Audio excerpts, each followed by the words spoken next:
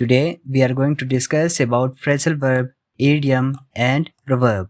इनके दरमियान जो मेन डिफरेंस है आज हम इस पर बात करेंगे इस लेक्चर के अंदर।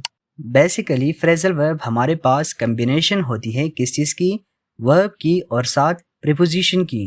प्रीपोजिशन के बजाय कभी कभी आपको एडवर्ब भी देखने को मिल सकता है और कभी कभार वर्ब के साथ आपको प्रीपोजिशन और एडवर्ब दोनों मिल सकते हैं। अब ये दोनों क्या करते हैं, इस मेन वर्ब की मीनिंग पूरी तरह से चेंज कर देते हैं। That changes the verbs meaning. Verb की जो मीनिंग होगी वो आपको एज इट इज़ नहीं मिलेगी जैसे आप लेटरल मीनिंग निकालते हैं। सो वर्ब की मीनिंग यहाँ पर चेंज हो जाएगी और उसी कम्बिनेशन ऑफ वर्ड्स को या उसी फ्रेज को आप फ्रेजल वर्ब कहेंगे। इसकी अगर स्ट्रक्चर की बात करें तो आपके पास एक वर्ब होगा और उसके साथ एक प्रीपोजिशन होगी या एक एडवर्ब होगा और कभी कभी ये दोनों भी एक ही टाइम में आ सकते हैं वर्ब के साथ। With example give up. Give हमारे पास एक वर्ब है और अब हमारे पास यहाँ पर एक प्रीपोजिशन है, सो ये दोनों मिलकर एक फ्रेजल वर्ब बनाते हैं और इसका मतलब स्टॉप डूइंग समथिंग, किसी भी चीज़ को छोड़ देना, उससे पीछे हट जाना। सो उसके लिए आप इस फ्रेजल वर्ब का यूज़ करेंगे give up. He gave up smoking, उसने सिगरेट पीना छोड़ दिया।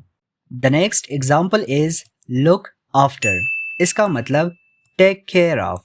सो इस फ्रेजल वर्ब के अंदर हम इस लुक वर्ड की जो हमारे पास वर्ब है, हम यहाँ पर इसकी लिटरल मीनिंग नहीं कर रहे, लुगवी मानी नहीं कर रहे। देखिए हमने बताया था कि that changes the verbs meaning, जो कि वर्ब की मीनिंग को चेंज करेगी। तो यहाँ पर आप इसकी मीनिंग देखें, टेक केयर ऑफ, किसी भी बंदे का किसी भी चीज़ का देखभाल करना या उसका ख्याल करना। With example she looks after her younger brother, वो अपने छोटे भाई की देखभाल करती है। अगर हम फ्रेजल वर्ब्स की यूजेज की बात करें so commonly used in informal speech and writing. आम तौर पर फ्रेजल वर्ब्स हमारे पास इनफॉर्मल स्पीच के अंदर, इनफॉर्मल लैंग्वेज के अंदर यूज़ किए जाते हैं जो फॉर्मल नहीं होती। अगर हम इडियम की बात करें सो ये हमारे पास a fixed phrase or expression whose meaning is different from the literal meaning of its individual words. Idioms हमारे पास बेसिकली एक फ्रेज होती है, एक एक्सप्रेशन होती है जिसकी लिटरल मीनिंग से कोई ताल्लुक नहीं होता। आप उसकी लिटरल मीनिंग नहीं करेंगे, आप उसकी लुग़वी मानी नहीं करेंगे। इसका मतलब कि उसकी जो मीनिंग होगी वो उसके लिटरल मीनिंग से बिल्कुल डिफरेंट होगी। अगर आप इडियम को वर्ड टू वर्ड ट्रांसलेट करेंगे सो आपकी मीनिंग, आपकी ट्रांसलेशन गलत आएगी। स्ट्रक्चर की अगर बात करें so can be a phrase, clause और सेंटेंस। इडियम हमारे पास फ्रेज भी हो सकती है, क्लॉज भी हो सकती है एंड समटाइम्स सेंटेंस भी हो सकती है। लेकिन आपने ये बात याद रखनी है कि ज़्यादातर जो इडियम्स है वो आपको सिर्फ और सिर्फ फ्रेज की फॉर्म में मिलेंगे। With example spell the beans. Spell the beans हमारे पास एक इडियम है, एक मुहावरा है। सो यहाँ पर हम इसकी लिटरल मीनिंग नहीं करेंगे और लिटरल मीनिंग से इसकी ओरिजिनल मीनिंग हट के है और वो है रिवील अ सीक्रेट, किसी भी राज को फाश करना, किसी भी राज को, सीक्रेट को रिवील करना। सो उसके लिए आप इस इडियम का यूज कर सकते हैं। He spelled the beans about the surprise party, उसने सरप्राइज पार्टी का राज फाश कर दिया। ही स्पेल्ड द बीन्स, उसने राज रिवील कर दिया। The next example is hit the nail on the head, इसका मतलब डिस्क्राइब समथिंग एग्जैक्टली, बिल्कुल सही बात कहना, टू द पॉइंट बात कहना, किसी भी चीज़ को एग्जैक्टली डिस्क्राइब करना। सो उसके लिए आप इस इडियम का यूज़ कर सकते हैं, hit the nail on the head.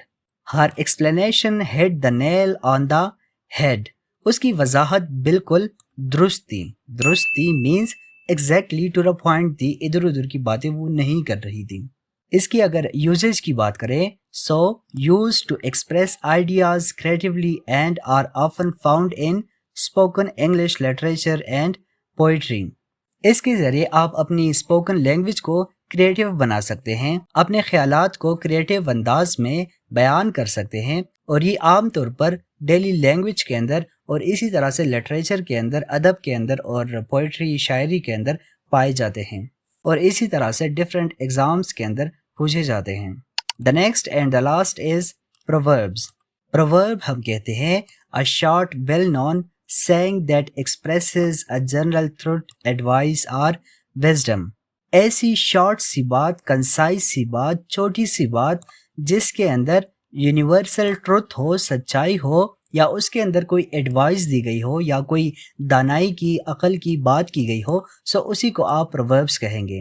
یہ ہمارے پاس سینٹینسز کی فارم میں ہوتے ہیں، نہ کہ فریزز کی فارم میں۔ آپ یہ بات یاد رکھیں کہ ایڈیمز ہمارے پاس زیادہ تر فریز کی فارم میں ہوں گے، لیکن پرووربس ہمارے پاس ایک پورا کا پورا کمپلیٹ سینس پرووائڈ کرے گا اور یہ پورا کا پورا سینٹینس ہوگا۔ اگزامپل دیکھیں، A stitch in time saves 9۔